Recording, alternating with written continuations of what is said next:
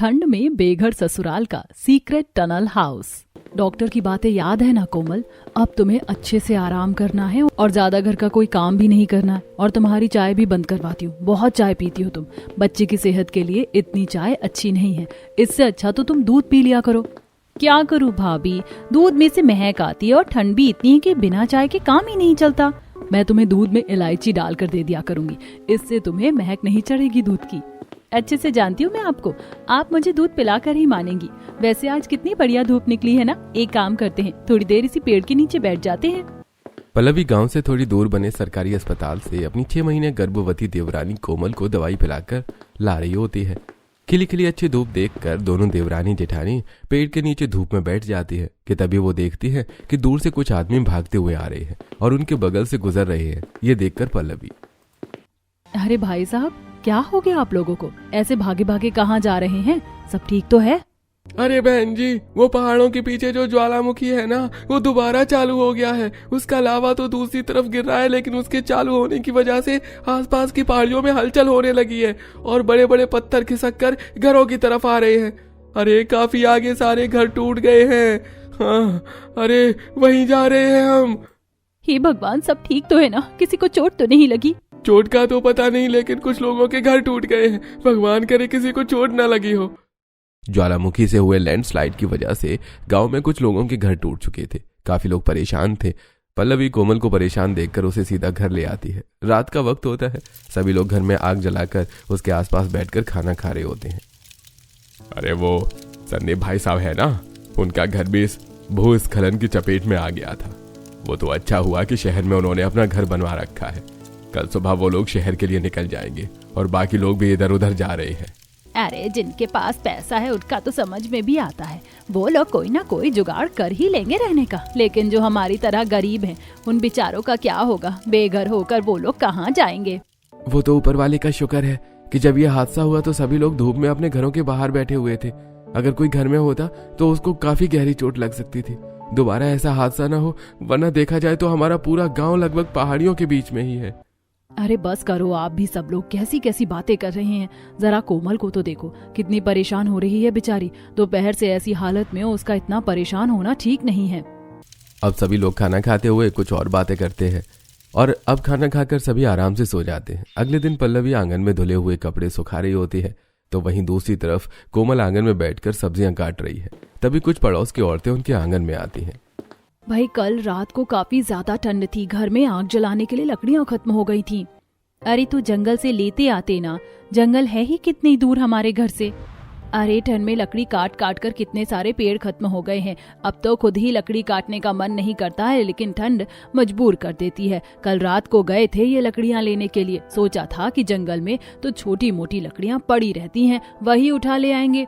लेकिन जब उन्हें ढूंढते ढूंढते अंदर गए तो एक बड़ी सी टनल के पास पहुंच गए। वहां इतना अंधेरा कि पूछो मत, और ऊपर से जानवरों की अजीब अजीब आवाज आ रही थी। अरे उस टनल के बारे में तो मैंने भी सुना है। उसके अंदर से एक रेलवे ट्रैक होकर जाती है। कई सालों तक वहां से कई सारे ट्रेन गुजरी, लेकिन एक दिन वहां एक ट्रेन का बहुत बुरी तरीके से एक्सीडेंट हो गया और उस दिन के बाद से उस टनल को बंद कर दिया गया। कुछ लोग तो कहते हैं कि वहां पर भूत वगैरह भी हैं। अरे ये सब तो बेकार की बातें हैं। ये भूत वगैरह कुछ नहीं होता, लोग बस अपने मनोरंजन के लिए बातें बनाकर बैठ जाते हैं। अब इसी तरह समय गुजरता रहता है। भूस्खलन की मुश्किल से अभी 1 हफ्ता ही हुआ था। सुबह का वक्त होता है, सभी लोग अपने अपने घरों में नाश्ता करके काम पर जाने के लिए निकल ही रहे होते हैं।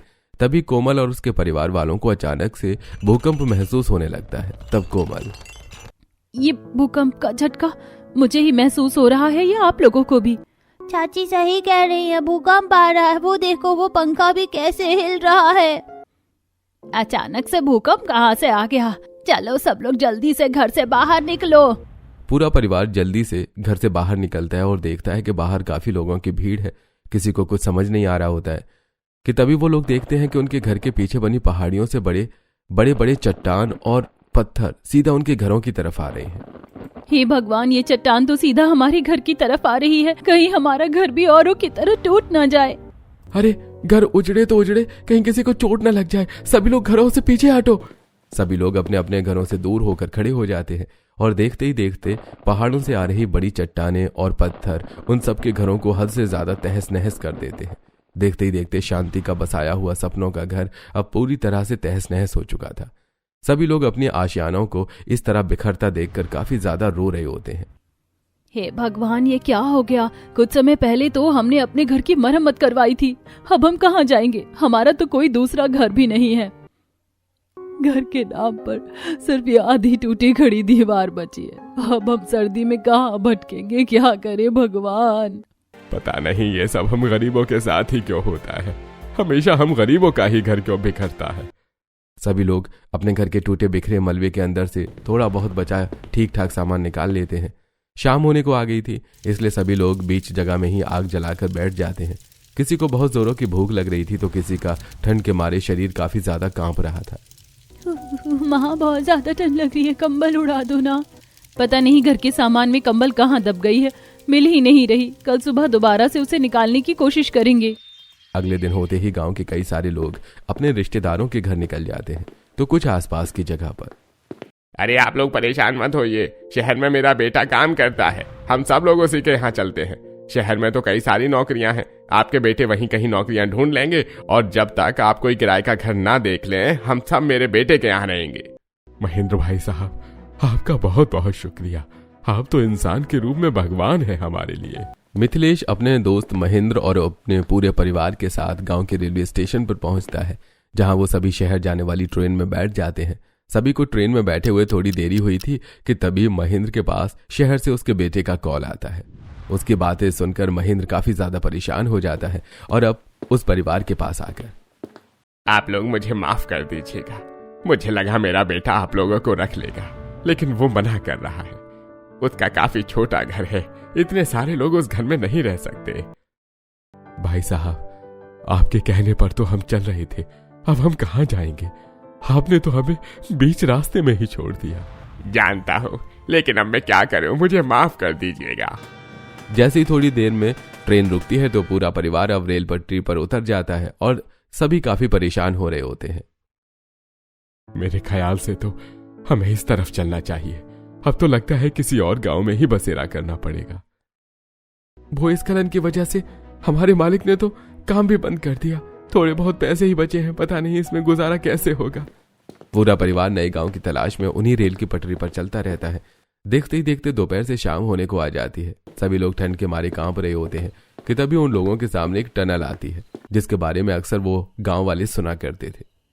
ये तो वही भूतिया टनल है जिसके बारे में हमारे पड़ोसी बात कर रहे थे। हम यहाँ कहाँ से आ गए? चलो यहाँ से चलते हैं। अरे कोमल, भूत वगैरह कुछ नहीं होता। उन्होंने कहा तो सही था कि यहाँ सालों पहले एक्सीडेंट हुआ था, इसीलिए इस टनल को बंद कर दिया गया था। मेरी मानो तो अभी हम इसी के अंदर चलते हैं। रात होने को आ गई है और आसपास जंगल भी है, कहीं कोई जंगली जानवर ना आ जाए। अंधेरे की वजह से किसी को भी वो टनल ठीक से दिखाई नहीं दे रही थी, लेकिन जानवरों के डर और बढ़ती ठंड की वजह से पूरा परिवार उस टनल के अंदर चला जाता है और जैसे तैसे करके पूरा परिवार उसी में अपनी रात गुजारता है। अगले दिन सवेरा होने पर वो सभी देखते हैं कि वो टनल काफी ज्यादा गंदी है। हर तरफ ढेर सारे मकड़े के जाले, कूड़ा और छोटे मोटे कीड़े भी हैं और दूसरी तरफ से वो टनल किसी चट्टान से बंद है। अरे ये तो काफी पुरानी टनल है, बहुत छोटा था जब इस तरफ आया था मैं, सालों बाद यहाँ आना हुआ है। कितनी बड़ी है ये? यहाँ कितनी ज्यादा गंदगी है, ऐसा लगता है सालों से यहाँ कोई नहीं आया और ऊपर से ये बदबू। लेकिन माँ जी कुछ भी बोलो, रात में यहाँ सोने में गर्माहट तो काफी थी। मेरी तो एकदम से आंख लग गई और अब आप लोगों की आवाज सुनकर आंख खुली है। वैसे आप में से किसी ने सोचा है कि हम लोग कहाँ जाएंगे? शहर तो यहाँ से काफी ज्यादा दूर है। अगर हम वहां पर चले भी गए और नौकरी भी मिल गई तो जब तक तनख्वाह नहीं मिल जाती आप लोगों को रखेंगे कहाँ? और दूसरे गांव का भी कुछ पता नहीं है, पता नहीं कहाँ जाएं कहाँ नहीं। अगर आप लोग मेरी बात माने तो मेरे ख्याल से हमें यहीं इसी टनल में रहना चाहिए। वैसे भी इस टनल के आसपास कोई आता नहीं है, एक तरह से ये सीक्रेट टनल है। अगर हम यहाँ रहेंगे तो ठंड से भी बच जाएंगे। लेकिन बहू, हम इस टनल में कैसे रह सकते हैं? यहाँ गंदगी तो देख कितनी ज्यादा है और रात में तो कुछ दिखेगा भी नहीं। अगर हमें इस टनल में रहना ही है तो फिर हम इसे अच्छे से साफ करके रहेंगे ना, जिससे हमें कोई दिक्कत ना हो। और घर बसाने से ही बसता है, क्या पता भगवान ने हमारी किस्मत में इसी टनल में रहना लिखा हो। किसी का भी दिल उस रेलवे टनल के अंदर रहने का नहीं था, लेकिन मजबूरी ऐसी थी कि किसी और के पास कोई रास्ता भी नहीं बचा था। इसीलिए अब सब उसी टनल में रहने का फैसला करते हैं। सभी अब जल्दी से उठते हैं और सबसे पहले आसपास पड़ा कूड़ा कचरा और साथ ही धूल मिट्टी मकड़ी के जाले साफ करने लगते हैं। अरुण तो कितना ज्यादा आलसी है, वहाँ कितना सारा कूड़ा पड़ा है, तो आराम से बैठा है। चल हम सबकी कूड़ा उठाने में मदद कर। अब सारे काम क्या तू मुझसे ही करवाएगी? आजकल के तो लोगों को न जाने क्या हो गया है, कितनी शराब पीने लगे हैं। ये देखो कितनी सारी शराब की बोतलें पड़ी हैं और ऊपर से कितनी गंदी बदबू आ रही है। शराब पी पी कर आजकल लोग अपना पूरा शरीर खराब कर रहे हैं। सारी मकड़ी के जाले साफ हो गए और आधा कूड़ा भी। कोमल, तुम क्यों इस हालत में काम कर रही हो? तुम यहाँ बैठ जाओ, मैं करती हूँ ना ये सब, तुम थोड़ा आराम करो। भाभी इतनी देर से बैठी ही तो थी, थोड़ा बहुत काम मैं करूंगी तो शरीर को भी अच्छा लगेगा। सुबह से दोपहर होने को आ जाती है और अब लगभग टनल की सफाई का सारा काम खत्म हो चुका था। सभी लोग घर छोड़ने से पहले अपना बचा कुछ थोड़ा बहुत सामान जैसे बर्तन, कपड़े, रजाई, कंबल लेकर आए थे। दोनों भाई मिलकर उस टनल की पटरी पर चटाई बिछा देते हैं तो वहीं दोनों बहुएं टनल एक कोने में ईंट का चूल्हा बनाकर आसपास रसोई का थोड़ा बहुत सामान रख देती हैं। चलो अभी ये जगह थोड़ी रहने लायक तो लग रही है। वैसे सुबह से एक घूंट पानी तक नहीं पिया, बड़ी जोरों की प्यास लग रही है। जो पानी था वो तो मैंने थोड़ी देर पहले ही पीकर खत्म कर लिया। रहने की जगह का तो इंतजाम हो गया, लेकिन पानी की बड़ी दिक्कत है। आसपास तो मुझे लग भी नहीं रहा है कि कहीं पानी मिलेगा। लगता है वापस गांव की तरफ जाना होगा और कुएं के अंदर से ही पानी लाना होगा। चल रमन, पानी लेकर आते हैं। दोनों भाई बर्तन और मटके लेकर पैदल पैदल रेल की पटरी पर चलते हुए काफी देर बाद गांव पहुंचते हैं, जहां वो सबसे पहले कुएं से पानी भरते हैं। तभी अचानक रमन की नजर लोगों के उजड़े मकान पर जाती है, जहां किसी की पालतू गाय बैठी होती है। अरे ये गाय तो किसी की पालतू है।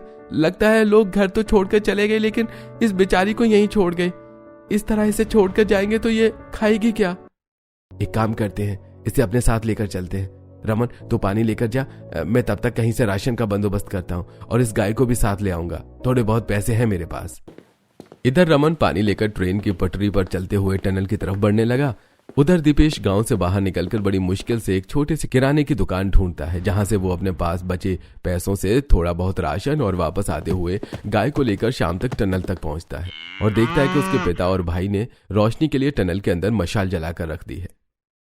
अरे आप लोगों ने तो मशाल जला दी, इससे कितनी ज्यादा रोशनी हो रही है। मैं तो पूरे रास्ते यही सोचता आया था कि अंधेरे में वहां कैसे रहेंगे। लेकिन ये गाय किसके लिए आए आप भैया? आरती के पूछने पर दीपेश उसे सारी बात बताता है, जिसके बाद पूरा परिवार उस गाय को भी उस टनल के अंदर रख लेता है और अब दोनों बहुओं में जल्दी से ईंट के चूल्हे पर खाना बनाती हैं। सब खाना खाकर सो जाते हैं। आधी रात तक सब आराम से लेटे थे, लेकिन आधी रात के बाद बाहर तेज ठंडी हवाएं चलने लगती हैं और टनल के खुले उस हिस्से से ठंडी ठंडी हवाएं अंदर आने लगती हैं, जिससे गर्भवती कोमल ठंड से बुरी तरह से कांपना शुरू हो जाती है। हे भगवान, माँ जी, कोमल का शरीर तो बिल्कुल ठंडा पड़ गया है। इसे मैंने अपनी रजाई भी उड़ा दी है, लेकिन इसकी तो कपकपी बंद ही नहीं हो रही। तो इसे मेरी भी रजाई उड़ा दे। ऐसी हालत में कहीं इसकी तबीयत ना खराब हो जाए। इस टनल के खुले हिस्से का हमें कुछ ना कुछ तो करना पड़ेगा। कोमल और उसका पूरा परिवार बड़ी मुश्किल से उस टनल के अंदर अपनी रात गुजारता है। अगले दिन होते ही दोनों भाई आसपास के पेड़ों से लकड़ियां काटकर उस टनल के खुले हिस्से के बराबर एक लकड़ी का दरवाजा बनाने लगते हैं। अरे ये तुम लोगों ने सही किया। अब हम टनल के मुंह पर दरवाजा लगा देंगे, इससे ठंडी हवा टनल के अंदर नहीं आएगी। दोनों भाई दरवाजा बनाकर टनल के खुले हिस्से पर लगाने लगते हैं तो उधर वो दोनों बहुएं जंगल में घूमते हुए धूप सेक रही होती हैं। तभी पल्लवी की नजर जंगल में पड़ी चिकनी मिट्टी पर जाती है, जिसे देखकर अरे कोमल, ये देखो चिकनी मिट्टी। तुम्हें पता है बचपन में हम चिकनी मिट्टी के खूब खेल खिलौने बर्तन बनाते थे और मेलों में जाकर बेचा करते थे। उस समय तो 10-20 रुपए की आराम से कमाई हो जाती थी हमारी। वो तो है भाभी, चिकनी मिट्टी के बने बर्तन और खिलौने लोग आज भी काफी ज्यादा पसंद करते हैं। मुझे भी चिकनी मिट्टी से खिलौने बर्तन बनाने आते हैं। वैसे भाभी, मैं सोच रही थी कि अगर हम उस चिकनी मिट्टी से बर्तन और खिलौने बनाएं और उन्हें बेचें तो हमारे टनल के पास ही शहर जाने के लिए ट्रेन जाती है। हमारे पति उस गाड़ी में चढ़ जाएंगे और शहर जाकर के सामान बेचेंगे। क्या पता इससे हमारे 2-4 पैसों की कमाई हो जाए। ये तो तुमने काफी बढ़िया दिमाग लगाया। राशन लाने के बाद उनके पास बिल्कुल भी पैसे नहीं बचे हैं। क्या पता इसी काम से 4 पैसे घर में आ जाए।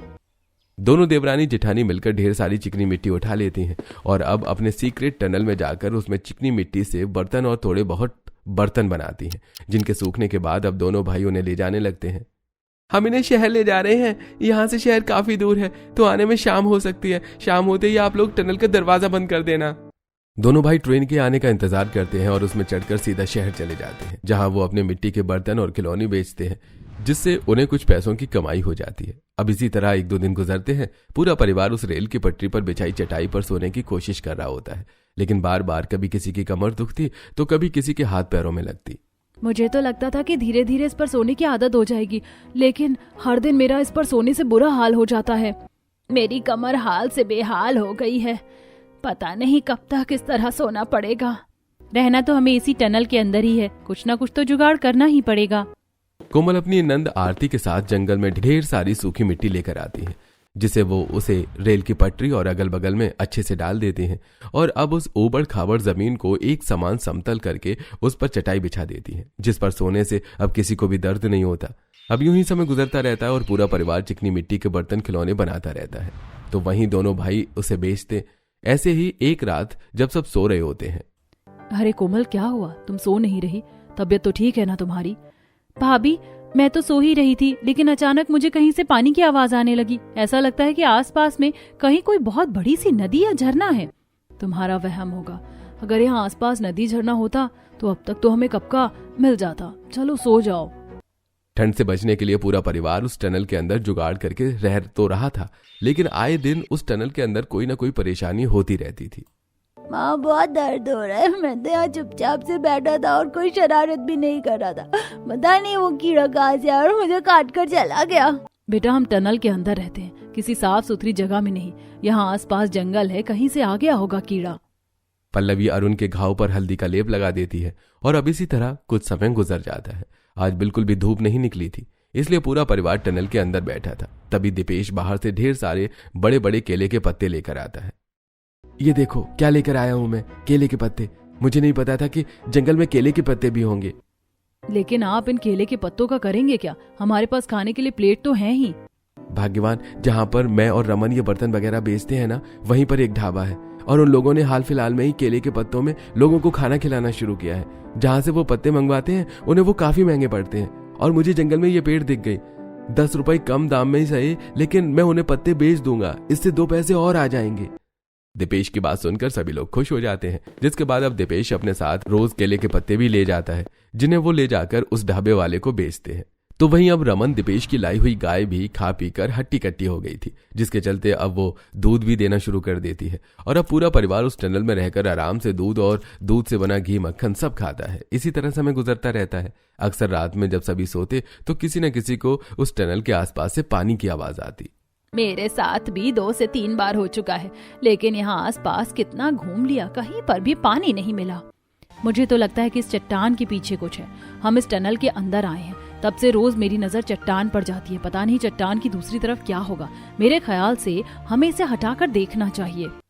पूरा परिवार एक साथ मिलकर उस चट्टान को हटाने की कोशिश करता है। चट्टान काफी भारी थी, लेकिन इतने सारे लोगों की प्रेशर देने की वजह से धीरे धीरे चट्टान हटने लगती है और 2 दिन बाद जब वो चट्टान उस टनल के दूसरे हिस्से से हट जाती है तो उस टनल के दूसरे तरफ का नजारा देखकर सभी की आंखें खुली की खुली रह जाती है।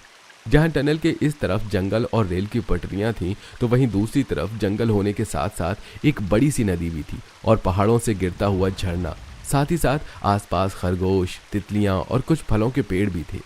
मैंने कहा था ना कि मुझे पानी की आवाज आती है। अब समझ आया, ये पानी की आवाज इस झरने और नदी से आती है। कितना खूबसूरत नजारा है यहाँ का, मानो जैसे इंसानों की दुनिया से होकर सीधा हम परियों की दुनिया में आ गए हों।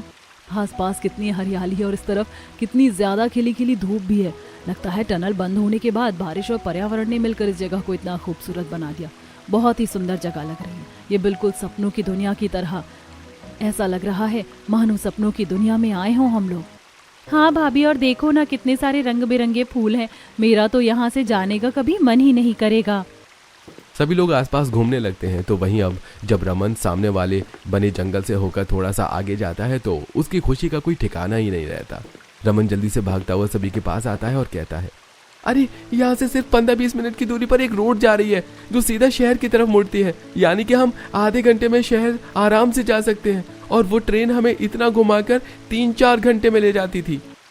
ये तो काफी बढ़िया है, अब आप लोग आराम से आ जा सकते हैं। अगले दिन से आरती उन फूलों की मालाएं बनाकर अपने दोनों भाइयों के साथ शहर जाती है और उन्हें बेचती है, जिससे उनकी थोड़ी और कमाई होने लगती है। तो वहीं इधर माँ जी, जो आप घी बनाती हैं वो हमारे परिवार के लिए काफी ज्यादा है। मैं सोच रही थी कि अगर हम इन लोगों के हाथ घी, मक्खन, दूध भी भिजवा दें तो हमारी फिर कितनी कमाई हो जाएगी। बहू, सच कहूँ तो मेरे दिमाग में भी कल यही ख्याल आया था। शाम को आने के बाद फिर इनसे इस बारे में बात करते हैं। दोनों भाई शहर में रोज आना जाना करके आसपास की फैक्ट्री में काम ढूंढना भी शुरू कर देते हैं और जल्दी उनकी अच्छी तनख्वाह पर नौकरी भी लग जाती है। तो वहीं अब दूसरी तरफ मिथिलेश और आरती हर रोज शहर जाकर मिट्टी के बर्तन, घी और माला बेचते हैं। धीरे धीरे करके इस परिवार के हाल पहले से कहीं ज्यादा बेहतर हो जाते हैं। अरे बस कुछ दिन और फिर हम शहर में ही एक अच्छा सा किराए का घर ले लेंगे, फिर आराम से शहर में रहेंगे। ये जगह बहुत खूबसूरत है, लेकिन जिंदगी भर यहाँ रहना हमारे लिए मुमकिन नहीं है। यहाँ जितने भी पल हमने गुजारे हैं वो सब कितने अच्छे हैं। मुझे तो लगता है ये सब कुछ कोमल के आने वाले बच्चे के शुभ कदमों से हुआ है। वो तो है, लगता है हमारा आने वाला नन्हा मेहमान काफी ज्यादा भाग्यशाली है। वैसे रमन, मैंने आज शहर में एक नया किराए का घर देखा था।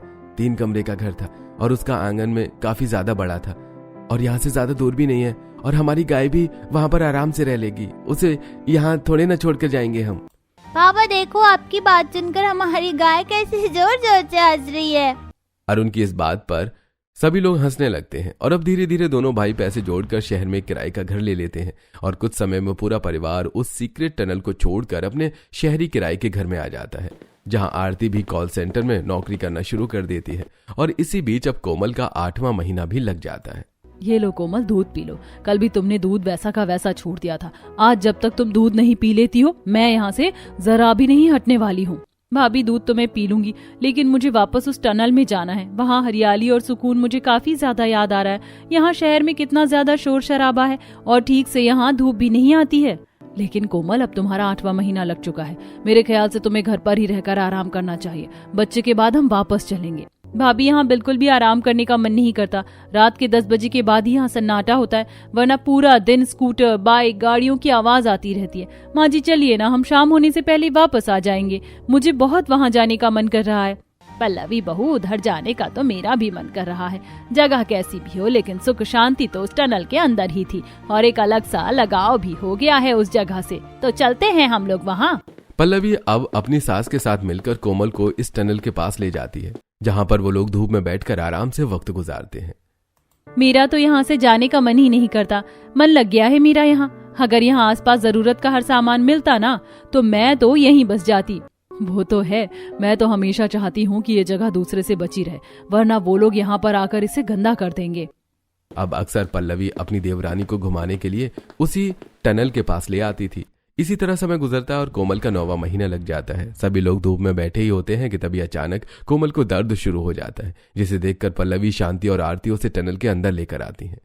कहा था ना कोमल कि 9वां महीना लग चुका है, घर पर ही आराम करो, लेकिन ये मेरी सुनती कहाँ है। आरती, जल्दी से इनके चूल्हे पर गर्म पानी करो। माँ जी, हमें यहीं पर कोमल की डिलीवरी करनी होगी।